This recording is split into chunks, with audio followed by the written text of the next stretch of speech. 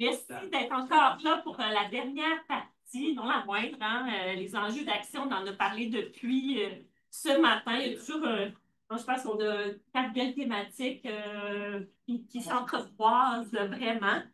Donc, on commence avec une première présentation de Jennifer Denis, qui est docteur, Jennifer Denis, docteur en psychologie clinique, professeure à l'Université de Mons en Belgique et psychothérapeute.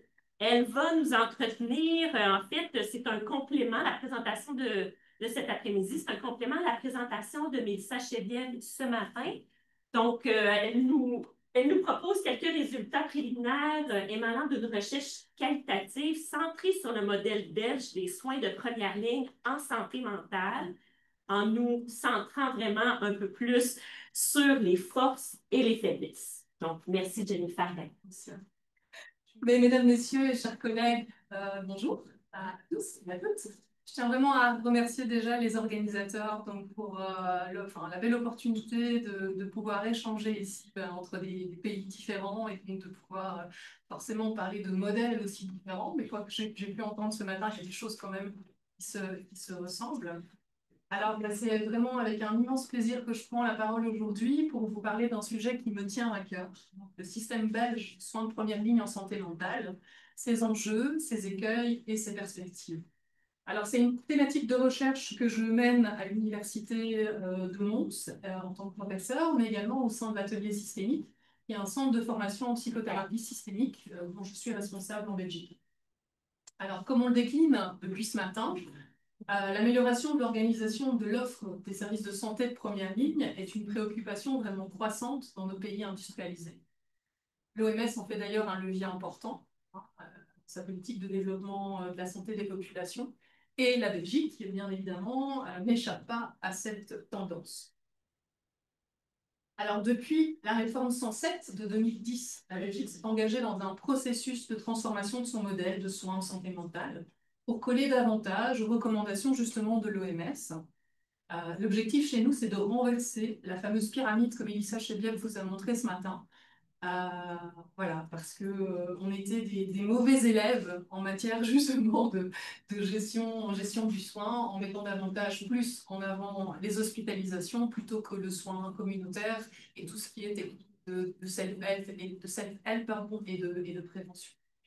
Alors, cette réforme 107, elle ambitionne de mieux organiser les soins de santé, de renforcer la prévention, de favoriser la réinsertion, de promouvoir le travail en réseau, mais surtout de réguler davantage aussi les coûts liés à la santé. C'est que nos politiques, forcément, on le regarde davantage plus tourné vers la question du financier. Autant de visées nobles, hein, mais qui, comme nous le verrons, ne sont pas sans complexité ni sans contradiction. Cette approche clairement centrée sur la santé publique doit s'inscrire dans la conception d'un système organisé d'action concertée, hein, nous dirait Rocher et ses collaborateurs.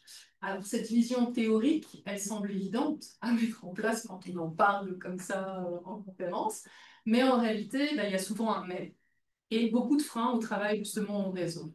Ce mais, c'est celui que je souhaite explorer avec vous là, dans les 15 minutes imparties. Alors, le modèle promu par la réforme 107, comme je l'ai mentionné, s'ancre dans les recommandations de l'OMS, qui ont pour visée de réduire les hospitalisations, de renforcer la prévention, le repérage précoce, d'élargir aussi l'accès aux soins. En somme, de développer un système plus humain, mais surtout plus intégré et donc plus efficace et moins cher pour le pays. Alors, dans le modèle de première ligne en Belgique, plusieurs modèles théoriques coexistent. Des modèles de professionnels dits de contact, avec le médecin traitant, donc le médecin de famille qui est en tête de ligne, ou des modèles de professionnels dits de contact plutôt centrés sur la coordination, avec c'est un modèle plus nouveau qui est utilisé donc chez nous en Belgique. C'est le médecin psychiatre qui est vraiment en posture de coordinateur et des modèles communautaires qui sont intégrés davantage en collaboration avec une maison médicale en qu'acteur vraiment de réseautage. Chacun de ces protagonistes propose une manière d'agir, de penser et d'intervenir le soin au sein vraiment de la communauté. On voit tout de même que c'est le champ médical qui a une place centrale dans le modèle qui est proposé chez nous en Belgique. Alors, heureusement, hein, il n'y a pas que les médecins, il y a aussi d'autres collaborateurs essentiels au modèle. Donc, les collaborations multidisciplinaires sont vraiment cruciales également dans ce modèle. Les médecins généralistes donc de famille jouent un rôle pivot, notamment via la mise en place du DMG, donc le dossier médical global. On en parlait d'ailleurs chez vous, je pense que c'est en questionnement. Hein, ce dossier, ce DMG permet chez nous en tout cas une meilleure visibilité collective des données patients dans le respect vraiment RGPD, donc la réglementation de la protection des données. Ces médecins généralistes sont rejoints par les pharmaciens, les infirmiers, des kinés, des assistants sociaux et bien sûr des psychologues de première ligne, que je vais appeler les PPL, dont je vais vous parler plus en détail. Alors, la diversité de ces acteurs a été pensée parce qu'on observe une tension majeure, Mélissa en a parlé ce matin, entre les unmet needs et les overmet needs. Donc, comme le précise notamment un collègue Brufart, qui est un docteur en psychologie qui fait beaucoup d'études épidémiaux chez nous en Belgique. D'un côté, en fait, qu'est-ce que ça nous dit, c'est unmet needs et overmet needs, c'est que d'un côté, il y a des personnes qui attendent parfois jusqu'à 10 à 15 ans avant d'accéder à une aide adaptée. Et de l'autre, on observe une surutilisation en fait, de soins spécialisés pour des problématiques légères, souvent accompagnées d'un usage massif de psychotropes et ou d'hospitalisation précoce. En Belgique, on mange les antidépresseurs comme des Smarties.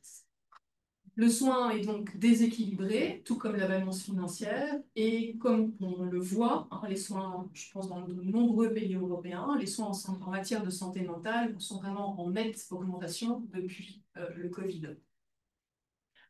Alors, c'est ici qu'intervient le rôle des PPL, donc les psychologues de première ligne. Théoriquement, il s'agit de professionnels spécifiquement formés à l'accueil pour prendre en charge les troubles psychiques les plus courants, donc anxiété, dépression, stress, problématiques d'assiétude, sommation. Euh, Ces PPL sont censés agir de manière rapide, à un coût réduit pour le patient. Alors, le patient va payer 11 euros la consultation, 4 euros pour les patients les plus défavorisés, et pour lequel il y a des compléments d'approximativement 77 euros qui sont donnés en fait par le fédéral au PPL, qui sont inscrits et qui doivent inscrire leurs patients et leurs consultations sur un site fédéral. Et donc, le fédéral donne ce complément de 77 euros au PPL. Et donc, c'est vraiment une belle promesse, j'ai envie de dire, à la fois pour la population qui a accès à des coûts, des soins vraiment à coût très très bas. Mais vu les déficits financiers au niveau de pays, je ne sais pas combien de temps ça va tenir cette histoire. Moi, j'ai un peu des doutes, mais bon, voilà. Alors concrètement, les soins PPL doivent permettre l'intervention rapide, de courte durée, je l'ai dit, et de dépistage. Et ça a pour objectif, en tout cas, cette intervention, de préserver ou de restaurer en quelque sorte un bien-être psychique général. Les soins psychologiques de première ligne sont directement accessibles, c'est-à-dire sans prescription. Ça, c'est quelque chose qui a changé dans le modèle, puisqu'initialement, il fallait passer par un médecin généraliste, donc de famille, ou un médecin psychiatre, qui posait l'indication en fait d'un suivi psy. Les PPL se sont révoltés et je trouve ça très très bien puisque parallèlement à cette réforme 107, en 2016, il y a une loi qui est arrivée chez nous en Belgique et qui mentionnait que les psychologues cliniciens étaient des professionnels autonomes. Et à côté de ça, on nous demandait la loi fédérale où voilà, ils n'avaient pas l'occasion de pouvoir poser leur propre indication de traitement, chercher l'erreur. Alors, ces soins donc, de PPL sont remboursés par l'INAMI, qui est l'Institut national d'assurance maladie et invalidité, qui est géré au niveau fédéral chez nous au pays, à condition d'être inscrit dans un réseau de soins en santé mentale conventionné, comme l'a expliqué Mélissa ce matin. Comme vous le voyez sur la slide, l'INAMI rembourse 3 types de soins PPL. L'intervention communautaire, qui vise à organiser des groupes thérapeutiques pour des populations cibles, par exemple organiser des groupes de thérapie pour des patients en postpartum, des problématiques de burn-out, des problématiques d'assiétude. Donc on centre vraiment sur du soin ciblé pour à la fois dépister et orienter les personnes au sein de ces groupes qui nécessiteraient d'autres soins plus spécialisés, soit des soins psychologiques de première ligne, qui sont des interventions vraiment de courte durée et peu intensives, ou alors les orienter vers des soins psychologiques plus spécialisés. Donc là, c'est quand on est face à des personnes qui sont prises avec des problématiques vraiment psychiques, psychiatriques, beaucoup plus ancrées. Alors, je vous mets ici une petite modélisation qui a été ajustée des travaux de Globatz. Alors, vu que le modèle bouge, ben forcément la modélisation bouge également. Et donc, on voit sur ce schéma les trois portes d'entrée en vert, hein, avec les trois types de soins qui sont remboursés par l'INAMI, et les objectifs de prévention et d'intervention en fonction vraiment des problématiques de basse intensité, donc low intensity ou high intensity. La modélisation, vraiment ici, comment dire, elle vise à comprendre de manière vraiment approfondie tous les mécanismes intrinsèques vraiment au modèle PPL. Et donc ça, c'est vraiment les recherches que je conduis et donc, via thèse de doctorat et mémoire de master, pour essayer vraiment de comprendre de manière approfondie comment ça fonctionne et comment on peut continuellement ajuster ces modèles, eu égard vraiment à ce qui se passe sur le terrain. Alors, eu égard à ce qui se passe sur le terrain et dans une visée également forcément de promouvoir la désinstitutionnalisation. Hein. On est dans les modèles chez nous en Europe post-années 80, on essaye vraiment de penser de plus en plus cette désinstitutionnalisation, de sortir vraiment de la logique asilaire dont Mélissa nous a parlé ce matin, de s'inscrire davantage dans une démarche d'inclusion, voilà, en favorisant la décatégorisation, l'intensification et la consolidation avec des projets pilotes qui vont vraiment offrir des soins globaux à la population belge. Alors, de manière concrète, les recherches que je mène visent à identifier les processus vraiment cliniques mobilisés et à mieux comprendre comment les interventions fonctionnent de manière approfondie. C'est le champ de l'évaluation des processus cliniques, voire psychothérapeutiques, et les designs de recherche que je privilégie sont des designs vraiment qualitatifs. Alors pourquoi faire ça? Parce que ben, ce modèle, ce système belge, il est encore jeune et il pose beaucoup de questions. Hein. Par exemple, quel est le rôle précis du PPL? Comment éviter que le PPL ne soit pas un simple filtre ou un simple professionnel un peu de l'urgence molle, hein, on va qualifier en tout cas de l'urgence molle? Comment organiser les relais, les orientations dans un réseau qui est, comme chez vous, saturé depuis de nombreuses années, où il faut parfois attendre 6 mois, un an avant d'avoir un rendez-vous, par exemple, chez un médecin psychiatre. Et puis surtout, essayer de comprendre comment inscrire cette fonction PPL dans une logique vraiment systémique du soin, qui va respecter à la fois les besoins des patients, les besoins des familles, on les oublie parfois, et les contraintes du terrain. Donc, c'est des questions qu'on a notamment traitées dans un ouvrage avec des collègues, un ouvrage qui a été publié aux éditions Mardaga en 2022, qui s'intitule Thérapie et intervention brève, et je continue en tout cas d'investiguer toutes ces questions à travers la recherche clinique. Alors, pour mieux comprendre toutes ces dynamiques, on a mis en place une recherche qualitative qui est encore en cours de collecte de données. Elle vise vraiment à se centrer sur le vécu subjectif des PPL et pour le moment, on a rencontré 12 PPL à l'intérieur de 2 vagues en fait, de focus group. Les teams ont fait l'objet d'une analyse thématique. On a utilisé Brown et Clark, que vous connaissez bien, pour traiter les données. Et on a posé à ces PPL toute une série de questions simples et fondamentales hein, sur notamment qu'est-ce qui vous a motivé à intégrer ce modèle, comment décidez-vous de l'indication d'un traitement de basse intensité et de haute intensité, comment intégrez-vous cette nouvelle pratique dans le travail en réseau, et enfin, quels sont les freins et les facilitateurs du modèle PPL que vous percevez au quotidien. Ces questions, elles visent vraiment à analyser à la fois les effets du dispositif sur les pratiques, mais aussi sur les représentations de nos PPL. Je m'intéresse non seulement à ce que font les psychologues, mais aussi à comment ça vient transformer leur manière en fait, de percevoir le soin et donc d'exercer au quotidien et leurs actions thérapeutiques, leurs actions cliniques. Donc c'est vraiment un enjeu majeur pour penser, à mon sens, l'évolution contemporaine du métier de psychologue de première ligne, mais également une manière de faire évoluer le modèle de la manière la plus éthique, à mon sens, et la plus efficace possible, puisque les gens qui accèdent à ce soin méritent d'avoir des soins qui soient adaptés, qui soient ciblés par rapport à leurs problématiques. Alors, je vous présente ici très rapidement un peu le profil des témoins privilégiés. On ne va pas les voir en détail. Ce qui n'apparaît pas ici, c'est le fait qu'il y a toute une variété de professionnels qui, parmi ces 12 PPL qui ont fait l'objet des focus. Et là, il y a la moitié qui avait moins de 3 ans d'expérience clinique et qui était en cours de formation en psychothérapie. Chez nous, souvent, les psychologues cliniciens se forment à la pratique de la psychothérapie. Donc, c'est 4 ans de formation complémentaire après le master. Et l'autre partie de notre panel avait approximativement 10 ans d'expérience clinique et était déjà formé à la psychothérapie. Le constat qu'on a fait en mélangeant en fait ces profils un peu plus novices et ces profils un peu plus expérimentés, c'est qu'il y a eu un effet tutorat intéressant qu'on n'avait pas du tout calibré dès le départ. Et ça s'est observé notamment au focus group. Et donc, ça crée le réseau aussi, la recherche permet aussi de créer le réseau grâce aux gens, aux témoins privilégiés qui accèdent à ces recherches. Alors, ma misère, il est déjà 14. Alors, les résultats. Les résultats concernant les motivations intrinsèques, beaucoup ont évoqué l'envie de se sentir utile, d'intervenir tôt, de renforcer le lien social et d'avoir un impact vraiment tangible au niveau de la communauté. Il s'agit non seulement d'agir sur les symptômes, mais de participer aussi à la reconstruction du lien à soi, à l'autre, à la société.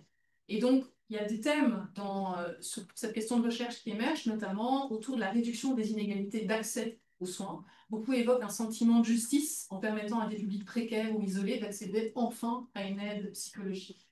Cependant, la plupart évoquent, vous voyez le terme argent qui arrive au milieu, beaucoup évoquent le fait de s'être inscrit dans la convention PPL, financière. En moyenne, en Belgique, les psychologues demandent 50 à 60 euros la consultation individuelle. Je sais que c'est pas beaucoup. Avec le système PPL, ils gagnent 88 euros. Et donc, forcément, c'est loin d'être négligeable chez nous.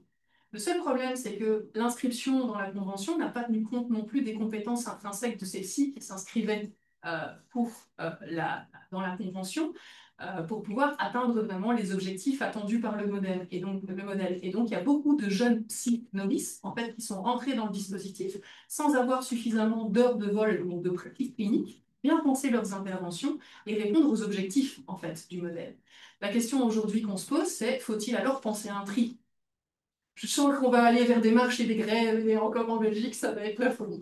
Parce que forcément, ça va, voilà, les corps professionnels vont dire, bah non, on a été accepté dans le modèle, mais maintenant on va nous refuser pour X et une raison, ça ne va pas. Ça, c'est comme ça que ça fonctionne chez nous, quoi. Mais, alors, ce qui reste intéressant quand même avec ce premier axe, c'est le fait que ça dévoile vraiment le sens profond que les PPL donnent à leur fonction. Donc, malgré des limites, ce modèle, il offre vraiment un terrain pour redonner souffle et sens à l'acte du soin psychique, dans une logique vraiment de proximité, d'impact social et de dignité pour le patient. Alors, concernant la manière dont les PPL posent l'indication de traitement, donc ça concerne davantage plus la prise de décision clinique. On sait que poser une indication de traitement, c'est une chose qui est complexe en clinique et donc qui demande d'avoir vraiment justement des heures de vol, de pratique et une bonne base en psychopathologie aussi. Alors, c'est sans doute ici que le rôle du PPL va se distinguer le plus du rôle d'un site passif, comme ça. Il s'agit de poser très très vite une indication. Est-ce que je peux aider cette personne-là maintenant tout de suite? Ou alors est-ce que je dois la réorienter et vers où je dois la réorienter, sachant que le réseau en plus est saturé. Il y a le serpent qui se mange un peu la queue. Alors il y a 5 thèmes principaux qui émergent à présent de l'analyse. Je ne vais pas pouvoir les développer en détail, mais je souhaite vraiment mettre en avant, comme élément de discussion, le fait que ces résultats en fait, démontrent qu'il y a des psychologues PPL qui mobilisent davantage des modèles théoriques, comme le modèle PACIT qu'on a mis en place avec un collègue, et le modèle COP, qui est un modèle néerlandophone. Donc, ce sont des modèles théoriques qui structurent la plainte, le contexte, les outils, l'indication, le transfert, l'évaluation en fait, du soin.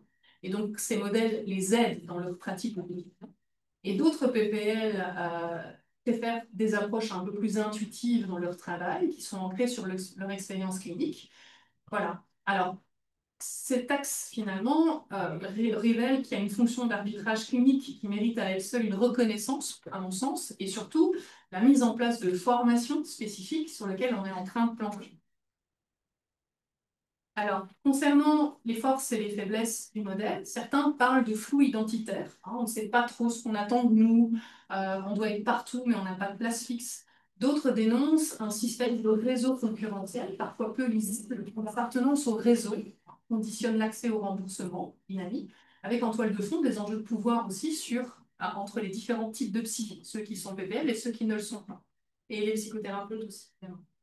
Alors, on a des obstacles organisationnels, un manque de lieux de soins adaptés, délais de prise en charge en cas de relais, confusion surtout autour des rôles des différents acteurs de soins, des patients, et puis souvent un manque de reconnaissance institutionnelle du métier de psychologue dans sa complexité réelle. On a également des indications de traitement à géométrie variable. Ça illustre vraiment à quel point le cadre du PPL oblige à une rapidité au moment de l'évaluation. qui est parfois très inconfortable pour les psys, il faut décider vite, tout en maintenant une finesse clinique. Voilà. Et sur des situations qui se complexifient, vu aussi toutes ces limitations sociétales auxquelles on doit faire face. Alors, toutes ces difficultés n'annulent cependant pas la conviction des praticiens, que ce modèle peut vraiment s'ancrer de manière durable, condition d'une vraie structuration, d'une clarification des missions et d'un soutien aussi transversal aux professionnels engagés dans ce champ. Pour notre panel, le manque de formation et de supervision revient véritablement de manière très très forte et nuit vraiment à la qualité et à l'harmonisation des pratiques des soins. Donc, ainsi, pour moi, il y a vraiment une importance de penser la fonction d'indication comme une compétence à part entière. Et donc, de ce fait-là, d'outiller davantage, de manière plus efficace, nos psychologues, soit psychologues ou qu'ils soient PBL. Alors là, j'ai pris l'histogramme que Mélissa a montré ce matin. Si on se fie aux chiffres d'Eurostat, qui datent de 2022, on reste encore mauvais élève en matière de lits d'hospitalisation. Alors, vous savez ce que c'est les statistiques, vous savez que ça prend du temps aussi pour rectifier parfois les chiffres, et il faut savoir que chez nous, les lits gelés en psychiatrie, donc pour pouvoir dégager des temps de travail pour travailler dans des équipes mobiles, des équipes outreaching, ne sont pas encore comptabilisés, enfin, restent encore comptabilisés comme des lits d'hospitalisation. Et donc c'est ça que les chiffres, en fait, sont encore très très hauts au niveau statistique. Ce qu'on observe cependant, c'est que s'il y a des hospitalisations, les durées d'hospitalisation sont de plus en plus courtes quand même. Donc voilà, alors, encore une fois, les chiffres sont toujours à prendre avec des pincettes, quoi. Alors j'en arrive à la conclusion. Malgré toutes les limites, on sent quand même qu'il y a quelque chose qui bouge, positif, dans un modèle, en tout cas dans un pays qui a envie de faire bouger les choses. C'est parfois un peu psychotisant et parfois pervers sur certains aspects, mais ça bouge quand même. Et la richesse, en tout cas, des témoignages des PBL est intéressante puisqu'elle s'exprime avec beaucoup plus de nuances, finalement, que certains chiffres. D'un côté, il y a l'espoir et la volonté de pouvoir de croire en ce modèle, qui commence à avoir un sens pour eux, voilà, et qui aussi permet de combler un vide au niveau des soins davantage qui sont centrés sur les populations plus précaires. On voit qu'il y a des collaborations qui sont naissantes entre les différents acteurs de soins. Il y a des espaces de contact réels entre les disciplines. Il y a même des médecins généralistes qui commencent, donc de familles qui commencent à se former notamment à la psychothérapie. Vraiment, voilà, et se former vraiment à la profession de santé mentale. C'est vraiment super. Il y a des réseaux naturels de patients qui se mobilisent aussi grâce aux familles, les patients. Et donc, il y a toute une série de dispositifs communautaires qui commencent tout doucement à se monter. Alors, ça permet de construire forcément une autre manière de soigner, d'être moins dans le soin verticalisé, moins hospitalo-centré. Et ce que cette étude aussi nous amène, c'est que ça permet de renforcer à la fois la collaboration entre la clinique, la pédagogie et la recherche pour pouvoir continuer justement à faire évoluer ces pratiques, ces modèles. En tout cas, ça c'est vraiment mon leitmotiv, quoi. Mais donc tout ça va exiger une condition vraiment centrale, c'est de pouvoir sécuriser bien évidemment le financement dans un pays qui fonctionne en couche de lasagne et qui détricote ce qui a été pensé à chaque changement de gouvernement. Donc voilà, on reste toujours un peu prudent par rapport aux choses, mais on y croit. Voilà, je vous remercie. Donc, on est rendu à la présentation de Thomas Prévost, qui est étudiant au baccalauréat, je ne me trompe pas, en psychologie à l'École de psychologie de l'Université Laval. Il est membre étudiant au Centre de recherche en santé durable VITAM également. Il va nous entretenir cet après-midi sur les pratiques innovantes et défis liés à l'implantation du programme québécois pour les troubles mentaux dans les services de première ligne. Et donc, pour comprendre ces enjeux, Thomas travaille avec une équipe de recherche multidisciplinaire dirigée par Matthew Menner, qui mène une recherche-action à méthode mixte pour évaluer et faciliter l'implantation. Merci, Thomas. Alors, bonjour à tous, merci d'être présent aujourd'hui. D'emblée, j'aimerais vous poser une question. Qui ici a déjà entendu parler du PQPTM à main levée? Je vois qu'on a quelques initiés. Bonjour l'équipe. Mais autrement, sachez que moi l'an dernier, je ne faisais pas partie de ces initiés-là. Je savais très peu de choses du programme québécois pour les troubles mentaux, donc le PQPTM, qui est un programme ministériel qui touche justement à l'organisation des soins en santé mentale à l'échelle de la province. Toutefois, à travers mon année à travailler avec Mathieu Ménieux, ben, j'en ai appris davantage sur le programme. Puis, je me suis également impliqué dans un projet de recherche dont je vais présenter les résultats préliminaires aujourd'hui. Donc, ça va être le plan de la présentation qui va être en deux parties. Une première sur la description du programme québécois pour les troubles mentaux, plus spécifiquement sur certaines des pratiques innovantes qu'il porte. Et par la suite, je vais vous présenter les résultats préliminaires en rattachant donc à ces différentes pratiques innovantes-là. Mais tout d'abord, le programme.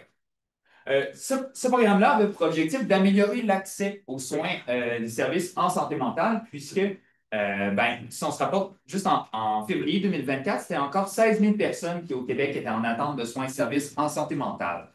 Donc, le besoin est encore criant. Puis, le programme, pour y arriver, souhaite rehausser les soins et services en santé mentale, plus spécifiquement pour les troubles mentaux fréquents. Troubles mentaux fréquents, donc, ce sont les troubles de l'humeur et les troubles anxieux qui, quand même, mis ensemble, sont la troisième maladie chronique en importance au Canada qui touche 5 millions de personnes. Et, mais au-delà de ça, c'est quoi le programme? Ben, ça s'articule à travers différentes pratiques innovantes. La première d'entre elles étant les autosoins.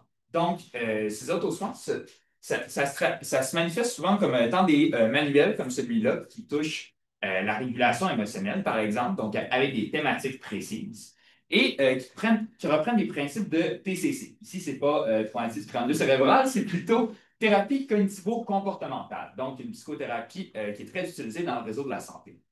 Et à travers ces éléments de TCC qui sont utilisés, les personnes peuvent venir travailler leur cognition, leur comportement d'eux-mêmes, d'où le concept d'auto-soin.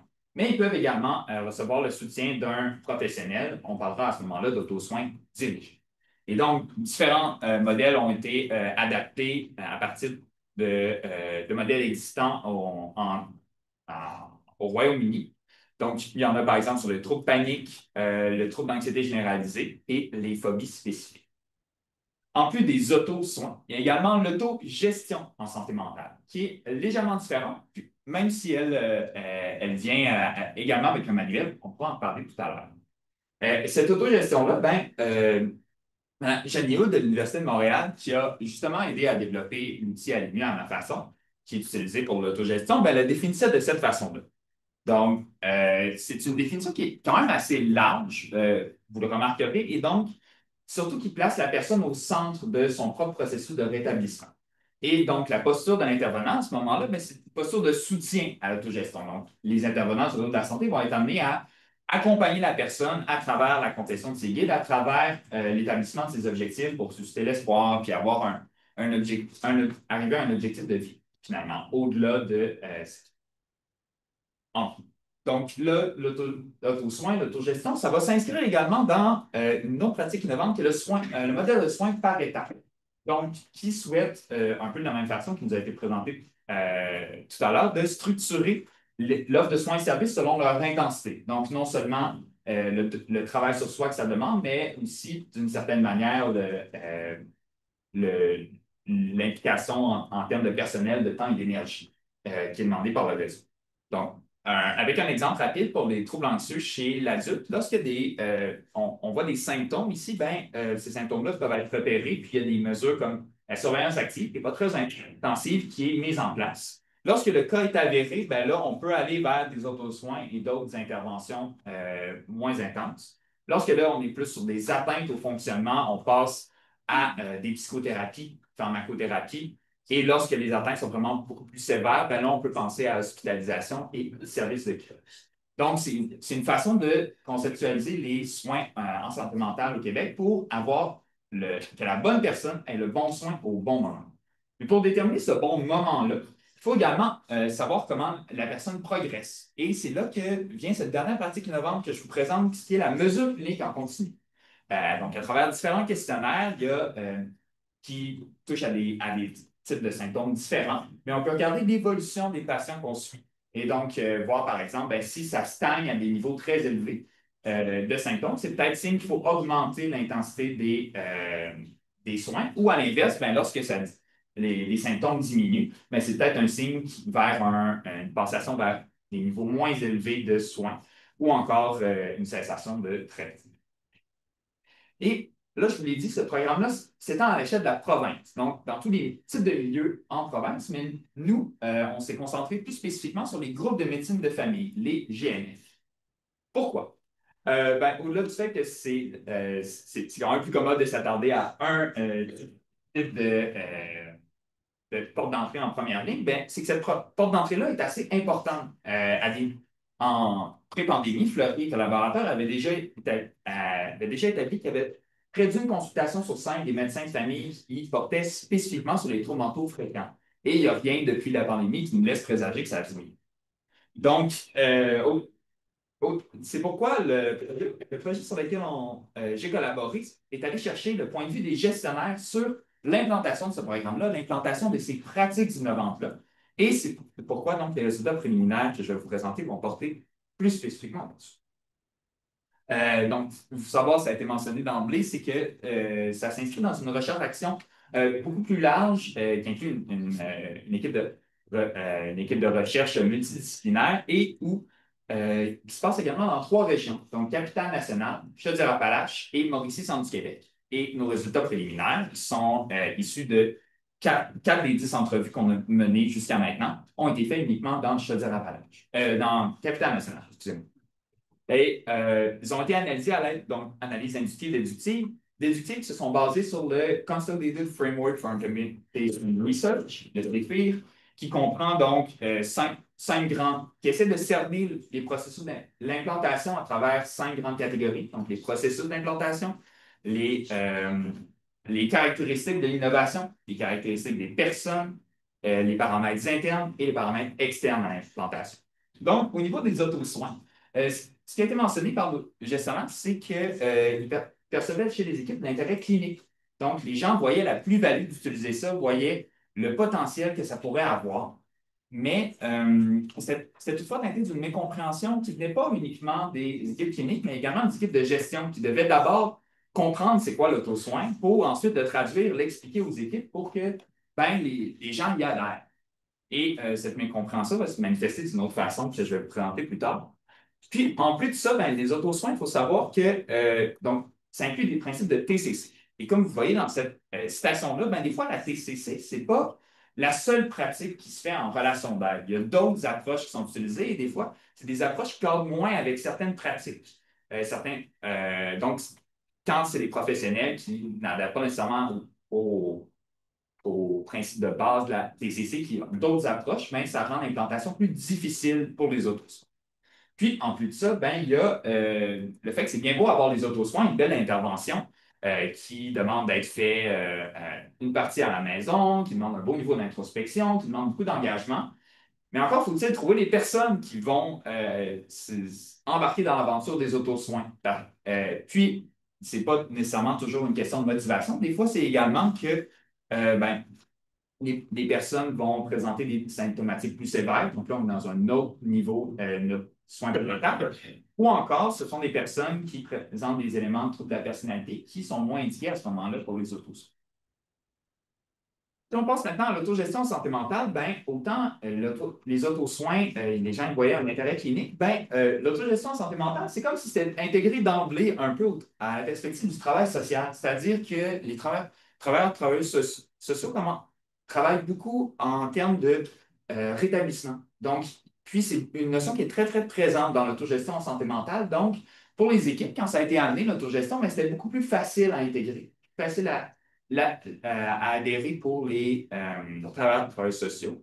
Mais toutefois, quand je vous parlais de mécompréhension des autosoins, ça se répercutait également un peu au niveau de l'autogestion en santé mentale parce que quand on regarde ça de loin, on a devant nous deux documents qui peuvent être complétés par le patient pour favoriser son propre bien-être. Mais dans les faits, les autosoins et l'autogestion en santé mentale sont très distincts. Et cette différenciation-là a pris un certain temps à se faire. Puis, comment ça s'est matérialisé? C'est des fois, là, ici, vous avez nos intervenants qui parlent à travers les gestionnaires. Les intervenants voulaient faire de l'autosoin, mais au détriment, finalement, de l'autogestion. On n'envisageait pas l'autogestion en santé mentale, alors que l'autogestion, si vous avez été attentif, vous l'avez remarqué, ne figurait pas dans nos étapes de soins parce qu'elle fonctionne à toutes les étapes de soins. Donc, autant avant de présenter un autosoin que pendant et même lors d'interventions à intensité plus élevée. Également, là, je vous parle de soins par étapes. Ce qui a été mentionné, qui était intéressant, c'est que les soins par étapes, ça offre une analyse qui est différente du modèle biomédical. C'est-à-dire que là, il n'y a plus nécessairement nécessité de travailler avec des diagnostics, mais qu'on peut travailler sur des symptômes et l'amélioration de ces symptômes-là, mais peut avoir des impacts positifs chez les personnes. Puis également, ben là, nos intervenants qui parlent encore, ben de dire que justement, ça offre des trajectoires de soins également qui sont peut-être un peu différentes à travers, donc, il n'y a pas simplement besoin de référer à un médecin pour une pharmacothérapie ou autrement. Puis, en plus de ça, il faut savoir, moi, je voulais présenter d'une certaine façon le soin par étapes, mais au SUS Capitale Nationale, eux, c'était la pyramide. Et là, on voulait que tout le monde ait en tête la pyramide. Mais avoir en tête la pyramide, c'est pas suffisant pour comprendre le soin par étapes et toutes ses nuances. Ça vient aussi avec, ben, OK, là, je suis pas sûr si la personne que j'ai devant moi est en tel niveau de soin ou tel niveau de soin. Comment je fais pour trancher? Puis, si au fil de la thérapie, ben, la personne va mieux. Quand est-ce que je la descends? Quand est-ce que, ah, là, je sais que ça ne marche pas, il faudrait que j'augmente l'intensité des soins. Donc, il y avait ces questions pratiques-là qui sont demeurées quand même un bout de temps sans réponse et ça a finalement un peu ralenti l'implantation des soins pareils. Enfin, au niveau de la mesure clinique en continu, ce qui est intéressant, c'est qu'il y a des perceptions différentes qui sont sorties selon les différents corps de métier. À commencer par les psychologues qui, ben, l'écho que les gestionnaires en avaient, c'était que, ben, moi, les psychologues, c'est même capable d'évaluer la progression du patient sans nécessairement avoir besoin d'un questionnaire de plus à faire passer. Donc, ils ne voyaient pas la plus-value de ça et ils voyaient simplement une lourdeur. Euh, au, au niveau des travailleurs sociaux, ben, il y avait c'était pas tout à fait ça, c'était un peu similaire, mais c'est que la passation des questionnaires dans la pratique de travail social est beaucoup moins intégrée. Donc, ça impliquait un changement de pratique plus important qui, finalement, occasionnait des défis supplémentaires à l'implantation. Puis, même ce qui nous a été mentionné, c'est que pour combler ces défis de pratique professionnelle-là, ben, il mettait un accent plus prononcé sur la formation, des formations plus adaptées aux travailleurs sociaux. Et enfin, ben, pour les personnels infirmiers, qui, eux, sont quand même plus habitués à la passation de questionnaire, mais il y avait un flou qui demeurait à savoir, ben, une fois qu'on l'a, on a complété le questionnaire, on a fait un petit rapport pour expliquer les résultats, mais on met ça où? Ben, l'ordre professionnel disait habituellement que ça allait dans le dossier du patient. Donc, on met ça comme n'importe quel autre questionnaire, mais à travers les guides du programme québécois pour les troubles mentaux, c'était pas clair, puis c'était pas clairement indiqué même qu'il fallait le mettre dans le dossier, voire contre-indiqué. Donc, il y a eu ce flou qui a persisté là, qui a un peu altéré finalement la mesure clinique en continu au niveau de son implantation. Alors voilà, c'était un rapide survol finalement de longues données préliminaires, plus spécifiquement pour les pratiques innovantes, mais c'est loin d'être la fin de ce projet-là parce que là, on a uniquement parlé à des gestionnaires, mais on veut éventuellement parler aux intervenants pour pas juste faire entendre des marionnettes finalement du point de vue de l'intervenant. Dis-je. Et donc, ces intervenants-là, on va leur parler à travers des groupes de discussion dans les groupes de médecine de famille, puis également leur faire compléter des questionnaires pour savoir, eux, quelles sont leurs perceptions de ces pratiques innovantes-là, puis également, comment est-ce qu'ils entrevoient l'implantation jusqu'à maintenant. Puis ça va nous permettre d'arriver à des solutions adaptées au milieu, autant des gestionnaires que les intervenants pour que finalement les pratiques innovantes du PPTM remplissent leurs promesses et qu'on ait des soins plus accessibles pour la population. Donc, le temps que tu prépares ça, donc je vais te présenter. Alphonse Soanou est candidat au doctorat en santé publique et communautaire à la Faculté des sciences infirmières de l'Université Laval. Donc, Alphonse va, en fait, nous présente aujourd'hui l'expérience des médecins de famille avec la téléconsultation en soins primaires. Donc, il va nous présenter les résultats d'une revue systématique. À toi la parole. OK, merci. D'accord. Bonjour à tous. Je me nomme Alphonse Ouanon, étudiant de doctorat en santé communautaire à l'Université Laval. Je travaille sous la direction des professeurs Maud Labège de l'Université Laval et de Thomas Poder de l'Université de Montréal. Donc, c'est un honneur pour moi de vous présenter les premiers résultats de mon projet de thèse. Et donc, ces résultats portent sur l'expérience des médecins omnipraticiens avec la téléconsultation en soins primaires. Et donc, pour cette présentation, je vais suivre le plan que vous voyez à l'écran. Donc, sans plus tarder, je vais commencer avec la mise en contexte. Donc, vous savez, il est rapporté en 2024 plus de 116 millions d'utilisateurs de la téléconsultation dans le monde contre 57 millions en 2019. Mais c'est quoi la téléconsultation? C'est une consultation à distance par le biais d'une communication bidirectionnelle entre le patient et le prestataire de soins de santé à l'aide de moyens électroniques, audio et ou visuels. La téléconsultation est connue pour influencer positivement les dimensions de la qualité des soins, notamment la rapidité, en réduisant le délai de diagnostic et de traitement, et l'équité, en permettant d'outrepasser les barrières géographiques, financières et celles liées à la mobilité. Donc, la téléconsultation permet également de favoriser la sécurité des soins, surtout en contexte d'épidémie et de pandémie, comme cela a été le cas durant la COVID-19. Des études montrent que les médecins omnipraticiens auxquels nous allons nous référer désormais par omnipraticiens ont largement eu recours à la téléconsultation pendant la COVID-19. Cependant, une étude longitudinale conduite aux États-Unis rapporte que le taux d'utilisation de la téléconsultation par les omnipraticiens a diminué après l'état d'urgence lié à la COVID, passant de 59% en 2020 à 32% en 2023. Et donc, nous pensons que le faible adoption de la téléconsultation par les omnipraticiens pourrait être attribué à un manque de connaissances sur les déterminants de son utilisation. Plusieurs revues de littérature qui ont porté sur la téléconsultation ont soit évalué les facilitateurs et les barrières à la mise en œuvre de la téléconsultation, ou soit l'expérience et le niveau de satisfaction des omnipraticiens avec la téléconsultation.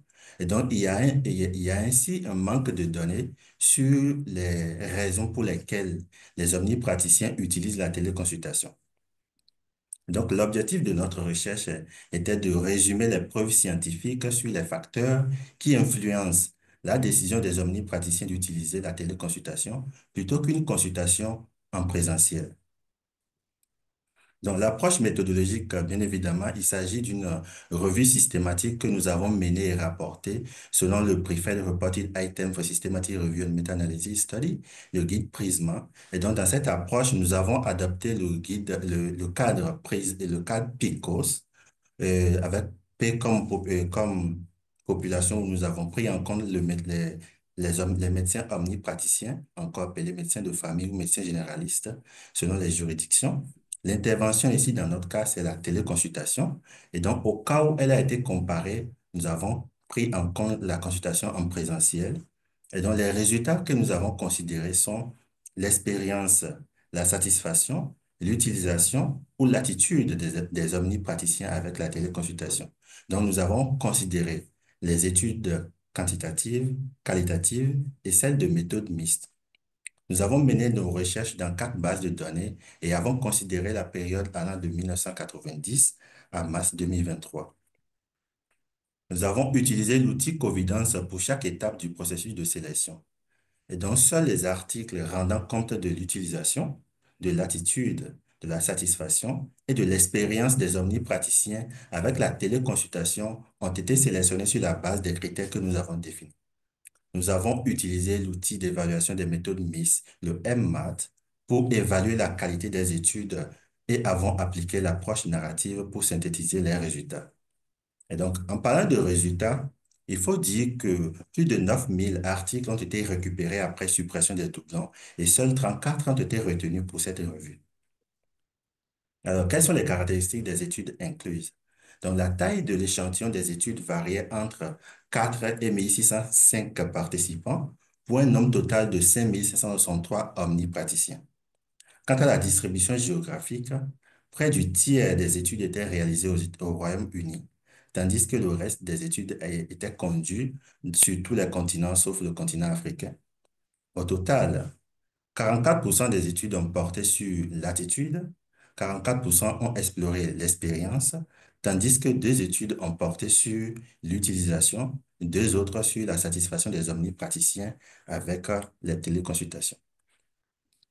Alors, lorsqu'on en vient maintenant à notre questionnement de départ qui est de savoir quels sont les facteurs qui influencent la décision des omnipraticiens d'utiliser la téléconsultation, nos résultats montrent que cette décision est influencée par l'interaction de 6 catégories de facteurs, dont 1, les facteurs liés à la consultation, 2, les facteurs liés aux technologies de l'information et de la communication éthique, 3, les facteurs liés aux omnipraticiens eux-mêmes, 4, les facteurs liés à l'institution de soins, 5, les facteurs liés à la relation médecin-patient et 6, les facteurs liés aux patients. Alors, ce tableau montre l'ensemble des facteurs avec leur nombre d'occurrences dans les articles que nous avons inclus. Et donc, l'omnipraticien, avant de décider d'utiliser la téléconsultation, va se poser un certain nombre de questions. Et donc, en dehors du motif de consultation, de la qualité de la consultation, donc l'omnipraticien peut se demander, par exemple, est-ce que la confidentialité des données est garantie? C'est-à-dire, le patient qui s'apprête à consulter, est-ce que ce patient se trouve à un lieu idéal pour pouvoir recevoir une téléconsultation? N'est-il pas en train de faire ses courses dans une épicerie ou n'est-il pas entouré de personnes indésirables? Et donc, lorsqu'on aborde les facteurs qui sont liés aux omnipraticiens eux-mêmes, donc il peut se poser la question de savoir est-ce que la téléconsultation est aussi rémunérée au même titre qu'une consultation en présentiel? Si on aborde les facteurs qui sont liés aux patients, et donc l'omnipraticien peut se poser la question de savoir est-ce que le patient est assez éduqué pour pouvoir communiquer dans la même langage, dans le même, comment dire, dans la même langue que lui. C'est-à-dire, si on prend le cas de Québec, la langue officielle ici, c'est le français. Et donc, il va également se demander si le patient est à l'aise avec l'éthique. Est-ce qu'il a est-ce qu'il a de difficultés pour se déplacer? A-t-il des problèmes financiers? Ou bien, quelle est sa localisation? Et donc, cette figure-là, donc ça présente, ça illustre l'ensemble, c'est-à-dire la relation qui existe entre les 6 catégories de facteurs tels que identifiés et déterminés par le nombre d'occurrences des facteurs à travers les articles que nous avons inclus. Et donc, comme vous pouvez le voir, plus la hauteur et la longueur d'une catégorie de facteurs est grande, plus elle a une grande influence dans le processus de décision. Alors, nous allons aborder les facteurs par groupe par catégorie. Et donc, lorsque nous abordons la catégorie des facteurs liés à la consultation, selon les omnipraticiens, la téléconsultation est plus adaptée pour le suivi de maladies chroniques, les affections dermatologiques, les demandes administratives comme les demandes de certificats de repos maladie ou bien les tests d'examen. Et donc, cependant, les omnipraticiens ont exprimé leur inquiétude face à certaines pathologies pour lesquelles ils n'ont pas pu établir de diagnostic en raison de l'absence de l'examen physique. C'est le cas, par exemple, des affections, de la grossesse, des affections musculo-squelettiques ou bien des cas d'affections aiguës graves. Et donc, à partir de ces éléments, donc on en déduit que le motif de consultation devrait être un facteur primordial pour guider la décision concernant le choix de modalité. Alors, quant à ce qui concerne les facteurs liés aux TIC, nos résultats soutiennent une utilisation de la téléconsultation par les omnipraticiens s'il y a, comment dire, si la qualité de la bande passante, si la connexion a une bande passante qui est de qualité suffisante, et si également les outils technologiques sont de bonne qualité. Et donc, à partir de ces 2 conditions-là, lorsque l'omnipraticien va vouloir décider d'utiliser la téléconsultation, il doit pouvoir vérifier ces 2 conditions à son propre niveau et au niveau du patient.